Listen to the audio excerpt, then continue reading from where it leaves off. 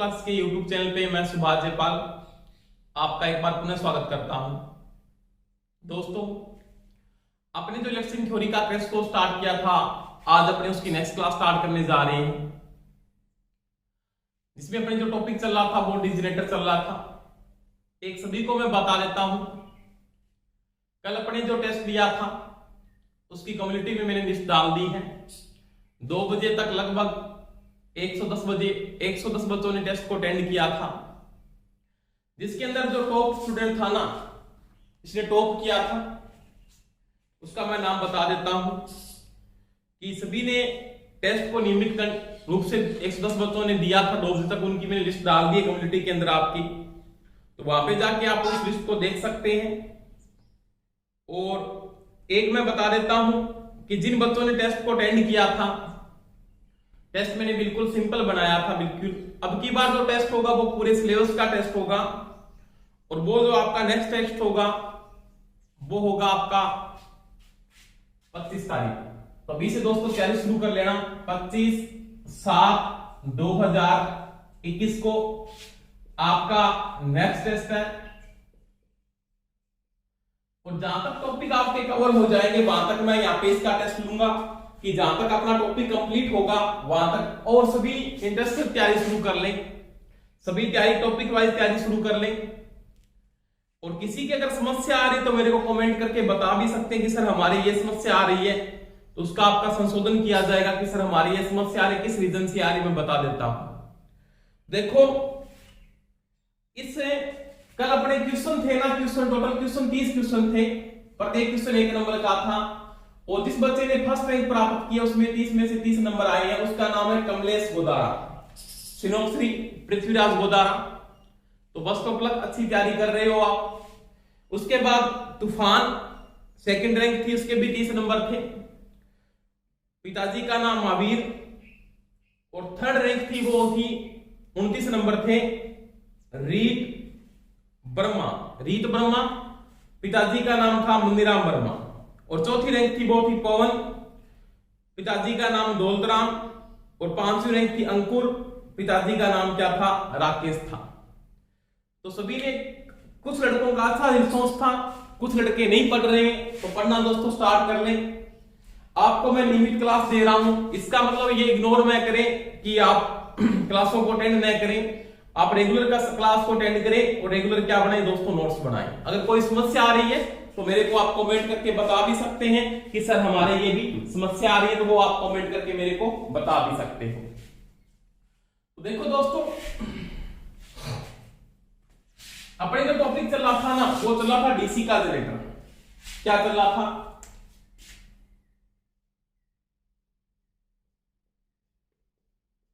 DC generator.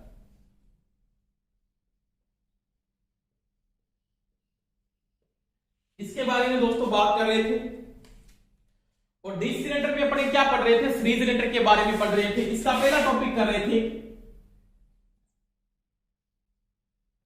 DC का श्रेणी generator. कल मैंने इसका आपको विभिन्न समीकरण करवा दिया था, इलेक्ट्रोमोटिव फोर्स का समीकरण मैंने करवा दिया था, जिसके अंदर मैंने बात भी की थी कि जिस जनरेटर के अंदर सीरीज फील्ड वाइंडिंग, कौन सी वाइंडिंग दोस्तों, सीरीज फील्ड वाइंडिंग, इसका नामांकन किससे होता है, D1 D2 से। उसके श्रेणी क्रम में कौन सी वाइंडिंग जुड़ी होती है, तो उसके श्रेणी क्रम में कौन सी वाइंडिंग जुड़ती है, आर्मेचर वाइंडिंग।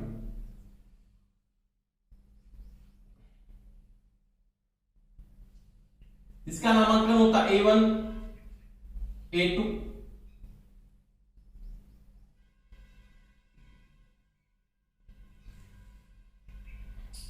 और यहां पे मेरे को क्या मिलती है, लोड वोल्टेज क्या मिलता है, BL मिलता है। यहां से क्या आती है आपके पास, लोड करंट बाहर जाता है, इसको बोलते हैं अपने IL। यहां से सीरीज की धारा जाती है, इसको बोलते हो आप ILC। और यहां से धारा कौन सी आती है, आर्मेचर की धारा, इसको बोलते हो IU। समझ में आ गई दोस्तों मेरी बात। इसका विश्लेषण करने के बाद आज का जो इसका टॉपिक रहेगा ना, वो इसके पढ़ेंगे, अपने टॉपिक पढ़ेंगे। वो क्या पढ़ने जा रहे हैं, डीसी श्रेणी जनरेटर के अभिलक्षण, यानी इसके कैरेक्टरिस्टिक की बात करते हैं। किसकी बात करते हैं? कैरेक्टरिस्टिक। इसमें तीन टाइप पढ़ेंगे, एक तो मैग्नेटिक कैरेक्टरिस्टिक पढ़ेंगे, इसमें बोलेंगे चुंबकीय अभिलक्षण, एक इसका बाहरी अभिलक्षण और एक इसका आंतरिक अभिलक्षण। तीनों के बारे में दोस्तों मैं क्या करूंगा? बात करूंगा। सबसे पहले इसका जो अभिलक्षण पढ़ने जा रहे हैं ना, वो अपने पढ़ेंगे। इसका जो पहला पार्ट पढ़ेंगे उसमें पढ़ेंगे अपने चुंबकीय अभिलक्षण। चुंबकीय अभिलक्षण यानी इसको क्या बोलते हैं? इसका मैग्नेटिक कैरेक्टरिस्टिक बोलते हैं। क्या बोलते हो? मैग्नेटिक कैरेक्टरिस्टिक या चुंबकीय अभिलक्षण। यानी इसकी जो मैग्नेटिक अभिलक्षण है या इसका जो चुंबकीय अभिलक्षण है या इसको बोलेंगे अपने मैग्नेटिक कैरेक्टरिस्टिक, उसके बारे में दोस्तों मैं क्या करूंगा? बात करूंगा कि इसकी मैग्नेटिक कैरेक्टरिस्टिक क्या है, उसके बारे में क्या करते हैं? बात करते हैं। सबसे पहले मैं बात करता हूं अगर जो मैग्नेटिक कैरेक्टरिस्टिक है वो किसके बीच में ली जाती है, तो वो होता है इलेक्ट्रोमोटिव फोर्स ई व आई, यानी इलेक्ट्रोमोटिव फोर्स और फील्ड धारा। क्या? फील्ड धारा के बीच में, यानी जिसका इलेक्ट्रोमोटिव फोर्स जो पैदा हो रहा है। पहली बात तो मैं यहां पे करता हूं, जब इसकी मैग्नेटिक कैरेक्टरिस्टिक लोगे ना तो इसके यहां पे कोई लोड नहीं होगा। क्या नहीं होगा दोस्तों? कोई भी भार नहीं होता, इसके साथ कोई भी भार नहीं जुड़ा हुआ है। यानी यहां पे ये क्या होगा? बिना लोड होगा, इसके ऊपर कोई लोड नहीं है, यानी बिना लोड है या बिना भार होगा।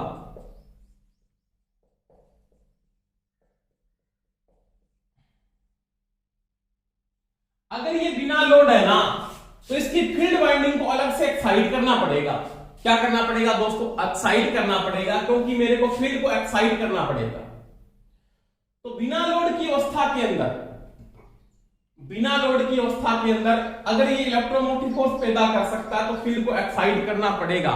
अगर आप फील्ड को एक्साइट नहीं करोगे तो ये इलेक्ट्रोमोटिव फोर्स पैदा नहीं कर सकता, क्योंकि बिना लोड है, इसका सर्किट पूरा नहीं हो रहा। और सिस्टम तो स्टार्टिंग में जो काम आता है, अगर आपने स्टार्टिंग में इसको घुमा दिया बिना लोड की अवस्था में, तो मैंने कहा कल बात भी की थी, अब सिस्टम को क्या कर देगा? खत्म कर देगा। अब क्या कहता है कि जब इसकी जो ये चुंबकीय अभिलक्षण सभी का जो लिया जाता है वो बिना लोड लिया जाता है, बिना भार, इसके ऊपर कोई भार नहीं होना चाहिए। समझ में आ गई दोस्तों मेरी बात? अब इसके ऊपर लोड नहीं है, अगर इसके ऊपर लोड नहीं है तो इसकी फील्ड वाइंडिंग को यहां से क्या करना पड़ेगा? एक्साइट करना पड़ेगा। क्या करना पड़ेगा? एक्साइट। यानी क्षेत्र कुंडल को अलग से उत्तेजित करना पड़ेगा, अलग से उत्तेजित करेंगे। समझ में आ गई बात? और फिर इसकी क्या लेंगे? कैरेक्टरिस्टिक की बात करेंगे। सबसे पहले बात देखो दोस्तों, इसकी मैं कैरेक्टरिस्टिक देखता हूं ऐसे, तो ये तो इसका क्या एक्स एक्सिस है, ये वाला, सॉरी ये वाला, और ये इसका क्या है? बाई एक्सिस है। एक्स एक्सिस के ऊपर मैं क्या लेके चलता हूं? फील्ड धारा आईएफ, एक्साइटिंग धारा, और यहां पे मैं क्या लेके चलता हूं? इसका इलेक्ट्रोमोटिव फोर्स ईएमएफ। क्या लेके चलता हूं? ईएमएफ। समझ में आ गई दोस्तों मेरी बात? यानी यहां पे मेरे पास क्या इलेक्ट्रोमोटिव फोर्स लेके चल रहा हूं, यहां पे मेरे पास क्या है? फील्ड की धारा लेके चल रहा हूं। देखो स्टार्टिंग के समय इसका मैं बात करता हूं, अगर आप फील्ड की धारा बढ़ाते हो, आईएफ का मान आप इंक्रीज करते हो, सॉरी अगर आप आईएफ का मान इंक्रीज करते हो तो आईएफ समानुपाती होता है किसके? फाइएफ के। तो फील्ड की धारा भी बढ़ेगी। तो फील्ड की धारा आपने एक्साइट धारा को बढ़ाया, एक्साइटेशन करंट आपने अलग से दे रखा है इसको, क्योंकि फील्ड धारा यानी फील्ड वाइंडिंग को मैं अलग से यहां पे एक्साइट कर रहा हूं, इसे अलग से यहां पे, क्योंकि अलग से एक्साइट करना पड़ेगा। अगर आप अलग से एक्साइट नहीं करोगे ना तो यहां पे मेरे पास इलेक्ट्रोमोटिव फोर्स भी पैदा नहीं कर सकता, क्योंकि चुंबकीय फ्लक्स नहीं बढ़ेगा यहां पे। तो मैं आईएफ का मान बढ़ाऊंगा तो फाइएफ का मान क्या होगा? बढ़ेगा। फाइएफ का जो मान बढ़ता है, ईबी बराबर आपने पढ़ा फाई जेड एनपी बटा में 60 है।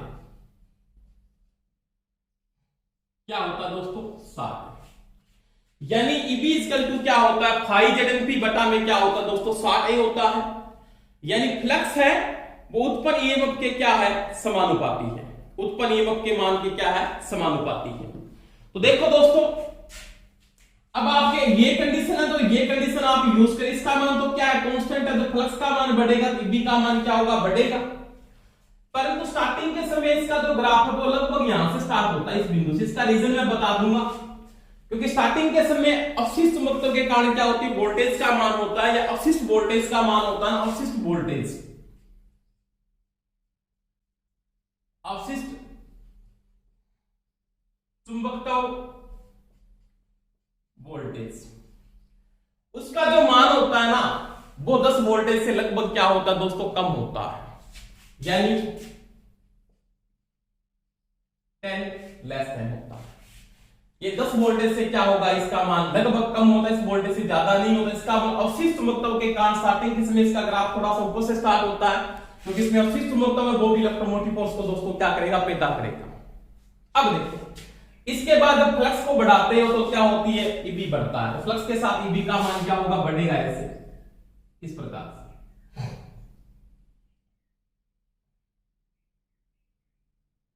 जैसे यहां तक बढ़ेगा, यानी ये जो बिंदु बढ़ रहा है ना, इसका रेखिक बढ़ रहा है, बिल्कुल रेखिक है इससे यहां तक। तो ये मैंने पहले भी बताया था, इसका जो ये ग्राफ होता है ये क्या होता है, रेखिक। इसको क्या बोलते हैं, लीनियरली। क्या होता है, लीनियर। क्या बोलते हैं दोस्तों, लीनियर। लीनियर का मतलब रेखिक। यानी जब आपका क्या बढ़ रहा है, फील्ड की धारा बढ़ रही है, फील्ड की धारा बढ़ा रहे हो, तो ई का मान भी क्या हो रहा है, बढ़ रहा है। इलेक्ट्रोमोटिव फोर्स का मान भी यहां पे क्या हो रहा है, बढ़ता जा रहा है। परंतु एक कंडीशन आएगा, नी बिंदु, नी पॉइंट आएगा इसका, यहां पे से यहां तक। यानी ये बिंदु इसका O है, तो ये इसका मेरे P है, ये इसका Q है, तो ये इसका क्या R है, और ये बाद में लाइन बिल्कुल क्या हो जाती है, सीधी। और ये बिंदु आपका मान लेते हैं, आपने क्या माना, S है। तो ये बिंदु इसका क्या कहलाएगा, तो ये इसका पॉइंट है, उसको बोलेंगे नी पॉइंट। क्या बोलेंगे, नी पॉइंट। और इसके बाद ये क्या होता है, सेचुरेशन। क्या हो जाता है, सेचुरेशन, यानी संतृप्त। यानी फील्ड वाइंडिंग आपकी क्या हो जाती है दोस्तों, संतृप्त हो जाती है। संतृप्त का मतलब सेचुरेट हो जाती है। सेचुरेशन के बाद ये धारा, चाहे आपने फील्ड का फ्लक्स बाद में बढ़ाया, जैसे यहां पे इसके बाद आपने फील्ड का फ्लक्स बढ़ाया कि नहीं बढ़ाया, इस सेचुरेशन बिंदु के बाद आपने फील्ड का फ्लक्स यानी फील्ड की धारा आपने बढ़ाई है, और फील्ड की धारा जब बढ़ाई है तो वो कितना, वोल्टेज का मान नहीं बढ़ रहा, आपकी वोल्टेज का मान यहाँ पे नहीं बढ़ रहा। वोल्टेज का मान क्या होता है दोस्तों, कांस्टेंट हो जाता है, यानी क्या हो जाता है, स्थिर हो जाता है। यानी इसकी जो वोल्टेज का मान है वो यहाँ पे क्या हो जाता है, कांस्टेंट हो जाता है। अब ये जो कांस्टेंट वोल्टेज है ना, ये वोल्टेज, ये इसकी स्थिर वोल्टेज को बोलते हैं इनोड। क्या बोलते हैं, इनोड। ये सेचुरेशन बिंदु के ऊपर इसकी वोल्टेज का मान क्या हो जाता है, उत्पन्न वोल्टेज का मान स्थिर हो जाता है, उसको क्या बोलते हैं, अपन इनोड बोलते हैं। तो लगभग सभी जनरेटरों का जो चुंबकीय विलक्षण है वो समान होता है। क्या बोलता है, स्टार्टिंग के समय ये तो ओपी तो है ना, इसका ओपी, ओपी मैंने पहले ही बताया, इसका जो ओपी का ग्राफ है वो तो क्या है, वो है अवशिष्ट चुंबकत्व के कारण। उसके बाद आप बात करोगे पी क्यू की बात, तो पी क्यू क्या है, इसका रेखिक ग्राफ है, यानी लीनियर। और इसका क्यू आर है वो क्या है, तो वो इसका है नी पॉइंट। और इसका आर एस है वो क्या है, तो वो है इसका सेचुरेशन। क्या है, सेचुरेशन। यानी इसका जो आर एफ ग्राफ है वो सेचुरेशन, या इसको बोलते हैं संतृप्तता। क्या बोलते हैं, संतृप्तता। यानी उसके बाद ये फील्ड वाइंडिंग फ्लक्स नहीं बढ़ा पाएगी, चाहे आप धारा का मान बाद में बढ़ाते जाओ। देखो दोस्तों, मैं अगर बात करता हूं, इनोड का मतलब होता है, इनोड की वैल्यू का मतलब जहां पे इलेक्ट्रोमोटिव फोर्स का मान क्या हो जाता है, स्थिर हो जाता है। क्या हो जाता है, स्थिर हो जाता है। उसको क्या बोलते हैं, इनोड बोलते हैं। क्या बोलते हैं, इनोड। तो ये इनोड के ऊपर, इनोड के ऊपर क्या करता है मेरे को, इनोड, ई नोड के ऊपर क्या करता है, ये मेरे को स्थिर वोल्टेज प्रदान करता है, स्थिर वोल्टेज या स्थिर ईएमएफ बोल सकते हैं, स्थिर ईएमएफ उत्पन्न करता है, उत्पन्न करता है, या दोस्तों क्या करता है, जनरेट करता है। तो ये इसकी कौन सी कैरेक्टरिस्टिक है, ये इसकी है चुंबकीय विलक्षण। क्या बोलते हैं इसको, इसका चुंबकीय विलक्षण कहा जाता है। यानी आपने स्टार्टिंग के समय क्या किया, फील्ड की धारा बढ़ाई, उसी चुंबकत्व के कारण वोल्टेज का मान लगभग 10 वोल्टेज से कम रहता है। ये वोल्टेज पैदा होने के बाद 10 वोल्टेज से ज्यादा नहीं होगा, 10 वोल्टेज से कम होता है, कितना भी हो सकता है। उसके बाद अगर आप धारा का मान बढ़ाते तो रेखिक बिंदु तक क्या होती है, वोल्टेज बढ़ती है।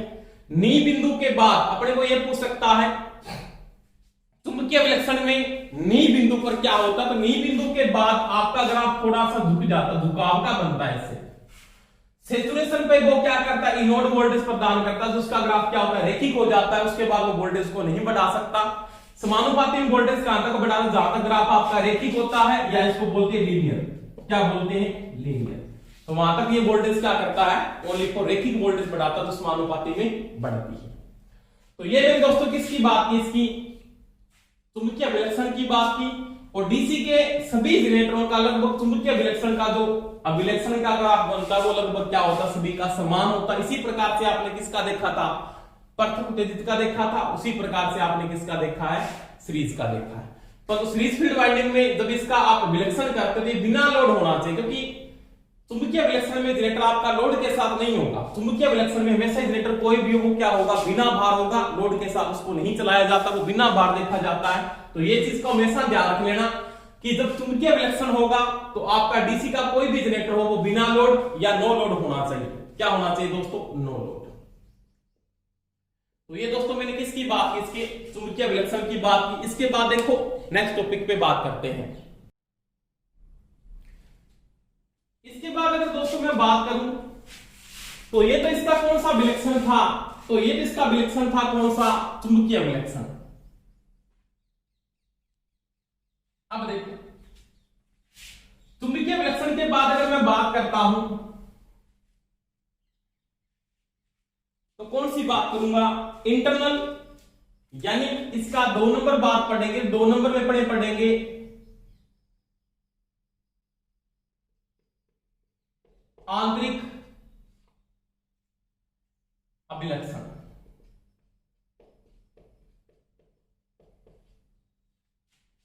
ऑन लोड का, यानी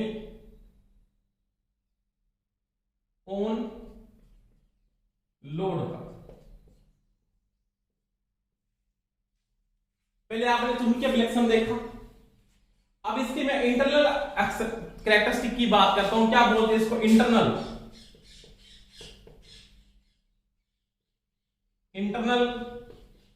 कैरेक्टरिस्टिक। आंतरिक विलक्षण में क्या होगा, डीसी का जनरेटर क्या होगा, ऑन लोड होगा। इसका मतलब इसके साथ मैंने यहाँ पे क्या जोड़ दिया दोस्तों, लोड को जोड़ दिया। पहले ये क्या था, नो लोड था। चुंबकीय विलक्षण के ऊपर ये क्या होता है, नो लोड होता, अभी ये क्या होगा, ऑन लोड होगा। यानी इसके ऊपर यहाँ पे क्या है दोस्तों, लोड है।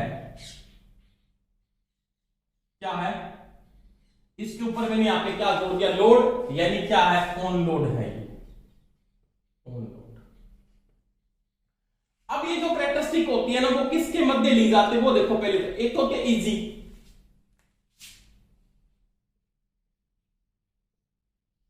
इजी व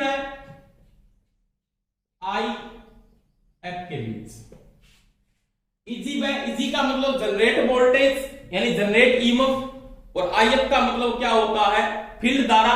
फील्ड धारा का मतलब फील्ड धारा होगी वही धारा आपकी कौन सी होगी, लोड धारा। इसको आप ये भी लिख सकते हो आईएल, क्या लिख सकते हो, आईएल।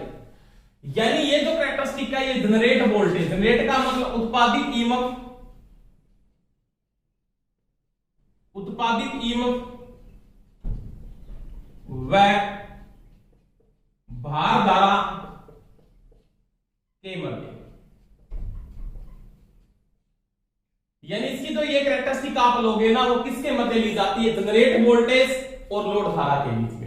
और दोस्तों मैंने ये बात भी आपको बताई है कि डीसी के सीरीज जनरेटर में आप बोलोगे आईए का मान बराबर में आईएससी का मान, और बराबर में क्या होता है, आईएल का मान। तीनों का मान दोस्तों क्या होगा, समान होगा। यानी तीनों किस क्रम में जुड़े हैं, श्रेणी क्रम में, और श्रेणी क्रम में धारा का मान दोस्तों क्या होता है, समान होता है। तो देखो दोस्तों, मैं अगर बात करता हूं यहां पे इसकी कैरेक्टरिस्टिक की, मैं अगर बात करूं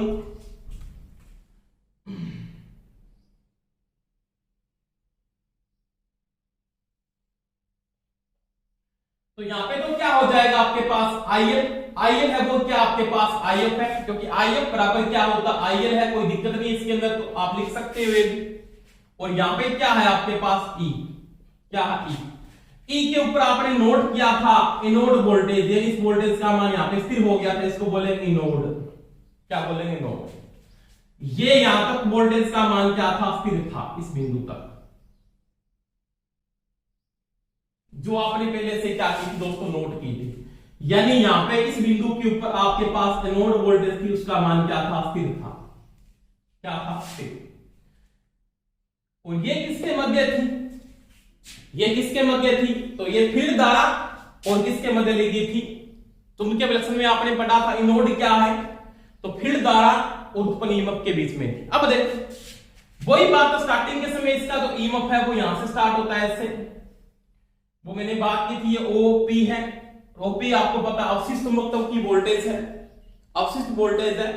उसके ग्राफ बाद में इसका जो ग्राफ हुआ था वो रेखिक हो गया था, ऐसे रेखिक यहां तक। उसके बाद इसका ग्राफ ये हो गया था, और उसके बाद इसका ग्राफ बिल्कुल क्या हो गया, लीनियरली हो गया। यानी जनरेट वोल्टेज का जो ग्राफ आता है वो थोड़ा सा यहां पे इजी का मान आपका यहां पे रहता, इजी इजी। अब देखो मैं यहां पे एक बात लिख सकता हूं, inode voltage greater than easy.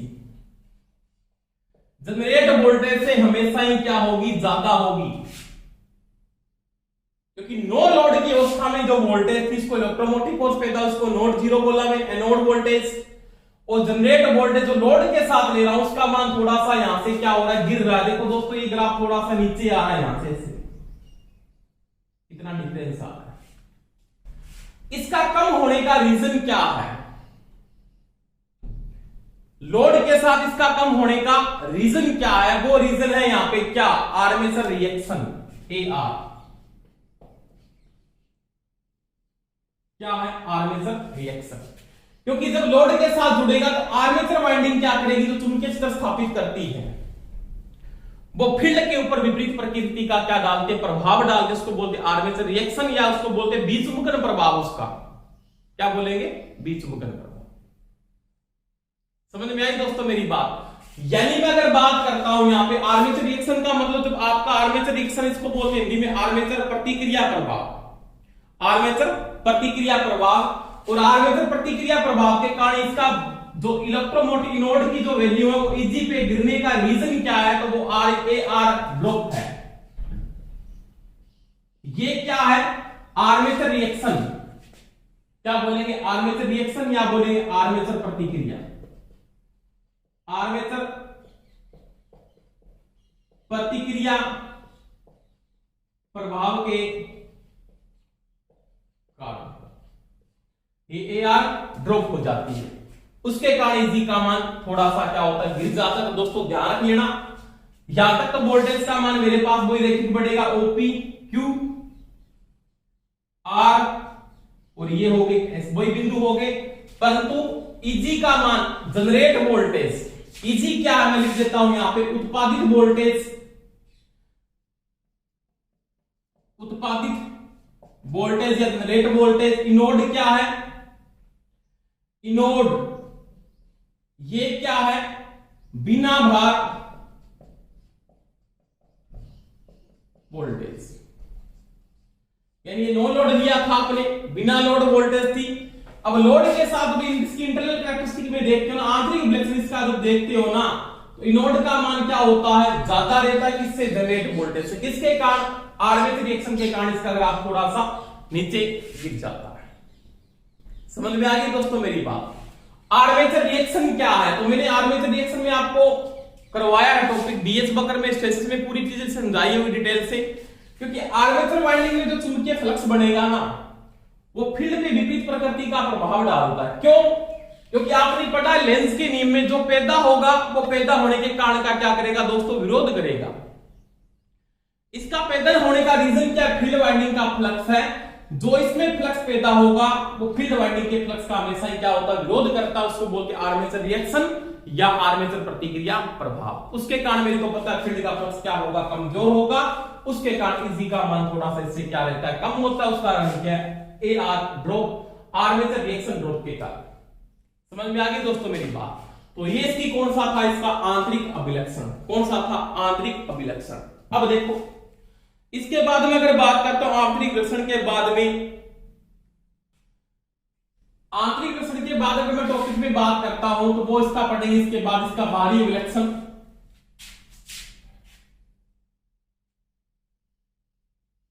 इसका बाहरी विलक्षण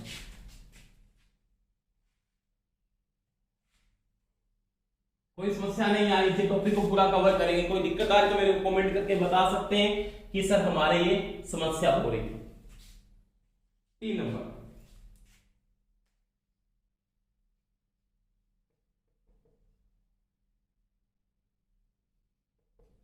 बाहरी भार अभिलक्षण, जिसको बोलते हैं एक्सटर्नल। क्या बोलते हैं, एक्सटर्नल लोड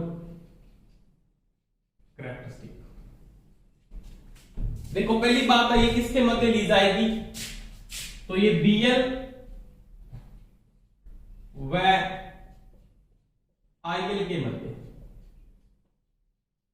बीएल व आईएल के मध्य।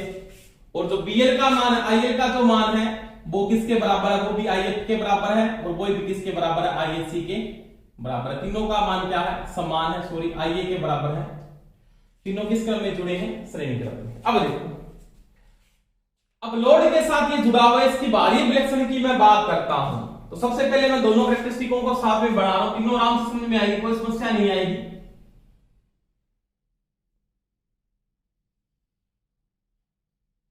यहां पे आईए लिख सकते हो, आईएल बराबर क्या, आईएफ है, और बराबर में क्या, आईए। तीनों का मान क्या है, समान है, कोई समस्या नहीं है।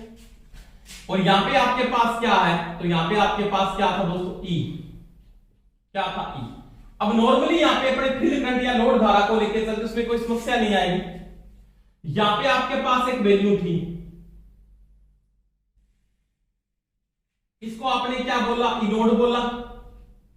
इनोड से मान कम थोड़ा था, वो किसका मान था, वो किसका मान था, वो था इजी यानी जनरेट वोल्टेज। इन दोनों के बीच में एक ड्रॉप हो रहा था, उसको बोल रहे थे आर्मेचर प्रतिक्रिया, आर्मेचर रिएक्शन ड्रॉप हो रहा था यहां पे, आर्मेचर रिएक्शन ड्रॉप। अब देखो अभिलक्षण में कोई समस्या नहीं है, आपका वो अभिलक्षण यहां से स्टार्ट होगा, ओ पी, इसका यहां तक ग्राफ क्या चलेगा, ये रेखीय ग्राफ बना, इसको बोलेंगे पी के बाद क्यू, ये ग्राफ थोड़ा इसका नीचे, क्यू के बाद आर, इसके बाद ये ग्राफ बिल्कुल फ्लैट हो जाता है ऐसे, इसको बोलेंगे एस। समझ में बोले मेरी बात। अब देखो यहां पे इसका बीएल है, ये बीएल है, बीएल का मान इजी से भी क्या होगा, कम होगा। जनरेट वोल्टेज से इन दोनों के बीच में आर्मेचर रिएक्शन ड्रॉप हो गया। अब इन दोनों के बीच में क्या हो रहा है, तो यहां पे हो रहा है ओमिक ड्रॉप। ओमिक का मतलब रेजिस्टेंस का ड्रॉप हो रहा है, आर ड्रॉप, आर ड्रॉप, या बोल सकते ओमिक ड्रॉप। क्यों, क्योंकि आपके पता है यहां पे नॉर्मल सी मैं बात करूंगा, इजी का मतलब जनरेट वोल्टेज बराबर मैं लिख सकता हूं क्या, बीएल, बीएल जनरेट इसके अंदर पैदा हुई ना, पैदा होने के बाद ड्रॉप कर गया, आर्मेचर ड्रॉप कर गया, सीरीज में ड्रॉप कर गया। इसका मतलब यहां पे मैंने बताया था समीकरण में आईएससी, आरएसी प्लस में आईए इंटू में आरए। तो बीएल का मान बराबर क्या लिख सकता हूं, बीएल बराबर लिख सकता हूं जनरेट वोल्टेज माइनस में आईएससी, आरएसी प्लस में आईए, आरए। इन ओमिक ड्रॉप दोनों में से अगर घटा देते हो तो आपके पास किसका मान आ जाएगा दोस्तों, बीएल का मान आ जाएगा। इसके बाद यहां पे एक नॉर्मल सी बात, इसका ग्राफ ऐसे नहीं जाता है, इसका ग्राफ यहां पे इसके बाद ऐसे गिरना भी शुरू हो जाता है। इसको मैं बता दूंगा, इस पॉइंट के बाद ग्राफ इसका गिर जाता है नीचे, इसका रीजन मैं बता दूंगा। इसका मतलब क्या हुआ, Eg ग्रेटर देन होता है किससे? Bl से। ये कंडीशन यहाँ पे ये समझ में आ गई होगी। जनरेट वोल्टेज से Bl का मान हमेशा ही कम होगा, क्योंकि बीच में क्या होगा? ओमिक ड्रॉप या R का ड्रॉप होता है। ड्रॉप का मतलब ये आर्मेचर भी ड्रॉप कर जाता है और सीरीज फील्ड को ड्रॉप कर जाता है, और यहाँ पे Bl का मान अपने को क्या मिलता है? उससे कम मिलता है। दूसरी बात मैंने यहाँ पे इससे पहले ये भी की थी, इनोड का मान, जनरेट वोल्टेज का मान Eg से ज्यादा होता है। इसका रीजन मैंने आपको बताया था, आर्मेचर प्रतिक्रिया प्रभाव। आर्मेचर प्रतिक्रिया प्रभाव, इसको अपने बोले थे शॉर्टकट में क्या बोलते? AR, आर्मेचर रिएक्शन ड्रॉप, जो मैंने यहां पे ये ग्राफ में समझाया है। इसके बीच में ये जो ड्रॉप होने का जो रीजन आ रहा है ना, ये ड्रॉप होने का जो रीजन आ रहा है, उसका कारण क्या है? आर्मेचर रिएक्शन ड्रॉप है। अब यहां पे इसका ड्रॉप होने का रीजन क्या है? तो इसको बोल सकते हैं ohmic drop. Ohmic drop, ohmic drop का मतलब ये बीच में ड्रॉप हो रही है, इसका मतलब ओमिक ड्रॉप हो रही है। आर ड्रॉप के कारण हो रहा है, क्योंकि ड्रॉप कौन कर रहा है? सीरीज फील्ड वाइंडिंग भी कर रही है और आर्मेचर वाइंडिंग भी ड्रॉप कर रही है। अब देखो, इसमें मैं ये भी लिख सकता हूं, इनोड बराबर इनोड, यानी जो इनोड की वैल्यू है ना, इनोड की वैल्यू, इनोड का मान अगर आप नोट करते हो, इनोड का मान सबसे क्या ज्यादा है? इनोड का मान सबसे ज्यादा है, और इनोड का मान अगर सबसे ज्यादा है, यानी इनोड का मान क्या है? सबसे ज्यादा है। किससे ज्यादा? Eg से ज्यादा, जिसको मैं ये भी लिख सकता हूं क्या?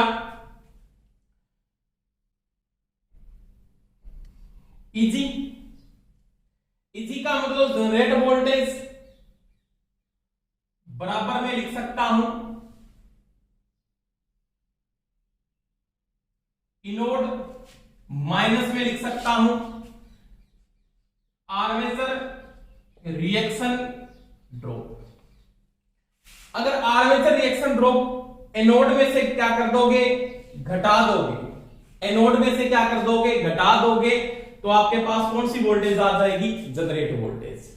ये जनरेट वोल्टेज बराबर क्या? एनोड। एनोड का मतलब नो लोड, इसमें आर्मेचर रिएक्शन नहीं हो रहा था, नो लोड की अवस्था में था, क्योंकि आर्मेचर का सर्किट पूरा नहीं हो रहा था।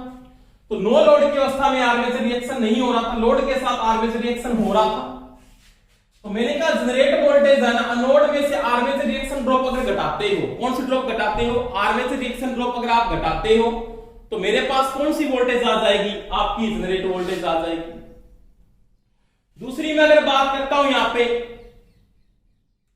कि अगर मेरे को यहां पे क्या निकालना है? बिट की टोटल वोल्टेज या लोड वोल्टेज का मान निकालना है, तो मैंने आपको यहां पे ये भी बताया है, Eg ग्रेटर देन होता है किससे? Bl से। इसमें संबंध भी है कि Bl का मान निकालना, तो Bl में से क्या करो? Eg में से घटा दो किसका मान? Ohmic drop. ओमिक ड्रॉप क्या क्या आपके पास? Ia इंटू Ra प्लस में Is इंटू Rs। कार्बन कुछ भी ड्रॉप हो सकते हैं यहां पे। अगर आप ohmic drop Ia into Ra into Is into Rs घटाते, किसका मान आ जाता है? Bl का मान आ जाता है। समझ में आ गई दोस्तों मेरी बात? तो ये तीनों का संबंध है। देखो, नो लोड की अवस्था में एनोड वोल्टेज देता है, क्यों? आर्मेचर रिएक्शन नहीं होता। लोड के साथ अगर इसके आंतरिक रिलेशन को देखता हूं, तो जैसे मैंने लोड जोड़ा, तो लोड जोड़ने के कारण इनोड का मान जनरेट वोल्टेज पे आ जाता, थोड़ा गिर जाता है, क्योंकि लोड के साथ आर्मेचर रिएक्शन शुरू हो जाता है, और आर्मेचर रिएक्शन जब होता है तो फील्ड का फ्लक्स कमजोर होता है, उसके कारण वोल्टेज का मान गिरता है। फिर आपने लोड बढ़ाया, लोड के साथ बाहरी रिफ्लेक्शन को देखा, तो बाहरी रिफ्लेक्शन में क्या आपको Bl मिला, आपको जनरेट वोल्टेज नहीं मिली। क्यों? क्योंकि बाद में क्या हुआ? बाहरी रिफ्लेक्शन के अंदर, बाहरी रिफ्लेक्शन का मतलब Bl और IL के बीच में, आंतरिक का मतलब अंदर आर्मेचर के अंदर ही बात कर रहे थे। बाहरी रिफ्लेक्शन में जब आपने लोड को बढ़ाया ना, उसके कारण क्या हुआ? सीरीज फील्ड और आर्मेचर ने ड्रॉप कर दी वोल्टेज, उसके बाद वोल्टेज बार क्या मिली? कम मिली। उसका रीजन क्या था? आपका आर ड्रॉप था, या इसको बोल सकते हैं ओमिक ड्रॉप, जिसके कारण लोड वोल्टेज का मान क्या होता है? कम होता है। इसके बाद ये देखो ग्राफ झुक रहा है ऐसे, ये ग्राफ ऐसे झुक रहा है, और वोल्टेज का मान एकदम से बाद में गिर भी सकता है। इसका रीजन क्या है? इसका रीजन ये है कि जब आपने क्या किया? लोड बढ़ाते गए, लोड आप बढ़ाते गए, लोड बढ़ेगा बढ़ेगा तो IL का मान भी बढ़ेगा, ISC का मान भी बढ़ेगा। अब ISC तो क्या हो गया, सैचुरेट हो गया। ISC का मतलब ये तो क्या हो गया, सैचुरेट। फील्ड क्या होगी आपकी, संतृप्त हो गई। क्या होगी, संतृप्त। ये तो आपकी सैचुरेट हो गई। इसके बाद ये फ्लक्स को नहीं बढ़ा सकती। अब ये अगर सैचुरेट होगी तो अब क्या हुआ, अपने लोड धारा को बढ़ाया ना, तो क्या हुआ, IA का मान बढ़ रहा है। IA का मान जब बढ़ रहा है ना, इसके बाद आर्मेचर रिएक्शन बढ़ता जा रहा है, इसका फ्लक्स बढ़ता जा रहा है, और आर्मेचर रिएक्शन का जो प्रभाव फील्ड को और ज्यादा क्या करेगा, कमजोर करेगा। वोल्टेज का मान यहाँ पे गिर जाता है, यानी यहाँ पे आर्मेचर रिएक्शन और ज्यादा बढ़ता है और वोल्टेज का मान क्या होता है, गिर जाता है। समझ में आ गई मेरी बात, यानी बाद में टर्मिनल वोल्टेज को भी हो सकता है।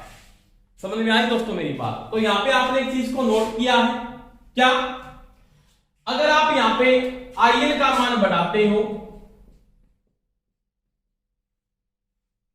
अगर आप IL का मान बढ़ाते हो तो किसका मान बढ़ता है, ISC, यानी फील्ड धारा भी बढ़ती है।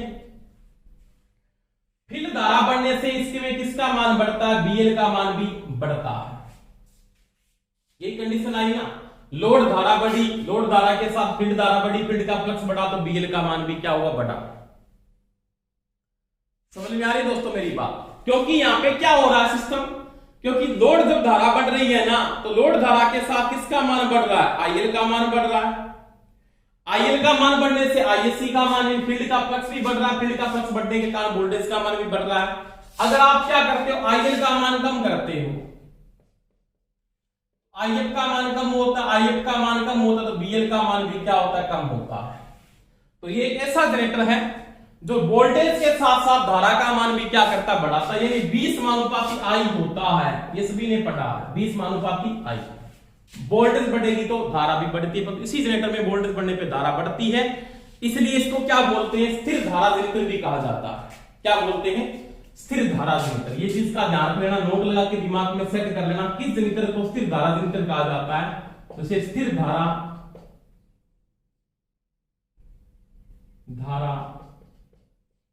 जनरेटर कहते हैं।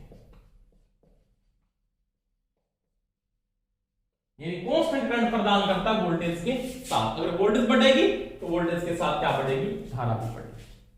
तो ये दोस्तों इसकी क्या थी, ये इसका बाहरी विलक्षण था, किसके साथ, लोड के साथ मैंने बात की थी। तो ये दोस्तों डीसी सीरीज जनरेटर के क्या थे, विलक्षण थे।